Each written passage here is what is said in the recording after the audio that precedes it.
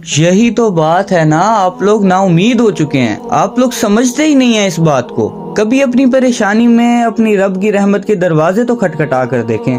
एक दफा मैं 9th क्लास में पढ़ता था, मेरे पेपर हो रहे थे। मुझे इतना भी याद है कि सुबह मेरा केमिस्ट्री का पेपर था। मैं सहन में खेल रहा था तो मेरे वालिद साहब बाहर से आए। उनके हाथ में एक कबूतर था जिसके पर बंधे हुए थे। उन्होंने मुझे कहा कि भाई ये ले जाओ और ऊपर जाके ना इसको छोड़ दो बाकी कबूतरों के साथ। तो मैं उसे लेके जो है ऊपर आ गया। सीढ़ियों से मैं खेलता खेलता आ रहा था तो वो अचानक मेरे हाथ से छूटा तो वो काफी दूर चला गया बंधे हुए परों के साथ। तो मैं हैरान हो गया कि ये बंधे हुए परों के साथ कैसे उड़ गया।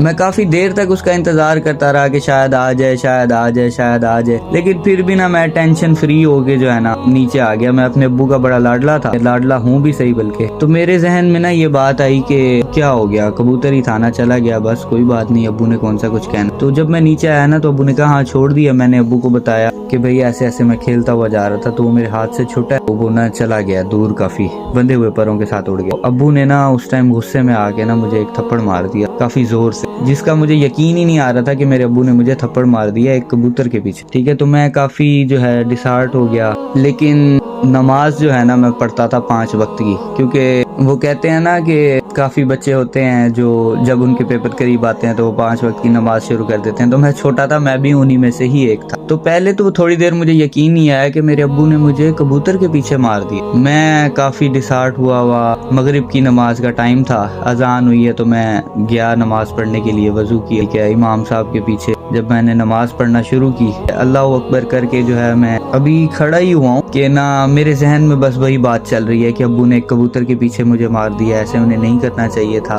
इतना मैं अंदर से भर गया कि ना नमाज के अंदर ही मेरे आंसू गिरना शुरू हो गया। फिर मैंने ना अल्लाह मियाँ से ना नमाज के अंदर उनसे शिकायत की। छोटा था, इतनी समझ नहीं थी। मैंने उनसे शिकायत की कि अल्लाह मियाँ देखें, अब मुझे कबूतर के पीछे जो है अब्बू ने मार दिया सबके सामने, इनको ऐसे नहीं करना चाहिए था। तो अल्लाह मियाँ से शिकायत करने के बाद मेरे ना जहन में एक बात आई कि खुद अगर किसी तरीके से अगर वो कबूतर वापस आ जाए फिर अब्बू मुझे मनाने लग जाएंगे। तो खैर मेरे ना अच्छे खासे वहाँ आंसू गिरे। मैंने अपनी नमाज पढ़ी, सुनते पढ़ी, नवाफिल अदा किए, तो मैं घर वापस आ गया। घर आके मैं सो गया। सुबह गया पेपर देने। पेपर दे के जब मैं वापस आया ना तो मैं ये बात ना भूल चुका था, क्योंकि बच्चा था कि अब्बू ने मुझे मारा। तो मैं आया, मैंने ऐसे अपना बैग रखा। ठीक है, बैग रख के मैं फौरन आ गया ना ऐसे ऊपर की तरफ। ऊपर आता हूँ तो मैंने देखा कि भाई वही कबूतर अपने पर खुलवाने के बाद जो है हमारी छत के ऊपर आकर बैठा हो। तो मैं हैरान हो गया कि भाई ये कैसे पॉसिबल है, एक कबूतर जिसके पर बंधे हुए हैं वो इतना दूर चला गया और वो हमारे घर को पहचानता भी नहीं है, हमारे लिए एक वो नया परिंदा था,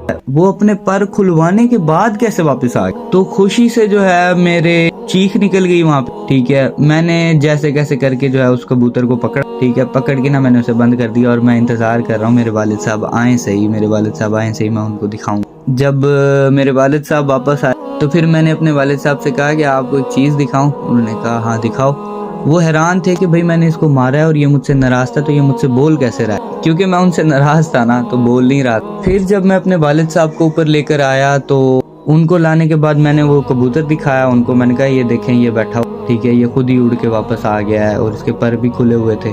तो मेरे वालिद साहब हैरान परेशान हो गए कि ये तो पॉसिबल ही नहीं है, वो परिंदा जिसने कभी हमारे घर पे पाँव ही नहीं रखा, ठीक है, कभी हमारा घर देखा ही नहीं है, तो ये वापस कैसे आ गया। तो मेरे वालिद साहब ने ना पहले तो समझा कि भाई मैं जो है झूठ बोल रहा हूँ, मैं कहीं बाहर से जाके ले आया हूँ। मेरे वालिद साहब ने मुझसे पूछा भी सही कि बेटा ये कैसे हो सकता है कि ये कबूतर जो है वापस आ गया, ये तो पॉसिबल ही नहीं है, कहाँ से लेके आए हो।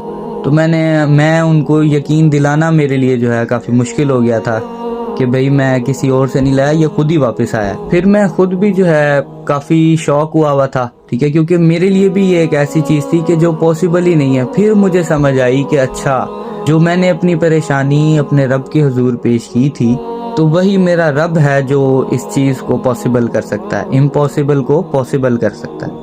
यही मैं बात आप लोगों से करता हूँ कि आप लोग अपनी परेशानी को सिर्फ अपने रब के सामने जाहिर किया करें। ये दुनिया वाले आपकी परेशानी को हल नहीं कर सकते। जब तक आपका रब नहीं चाहेगा तब तक कुछ नहीं हो सकता। इस चीज पे अपने ईमान को पुख्ता कर लें।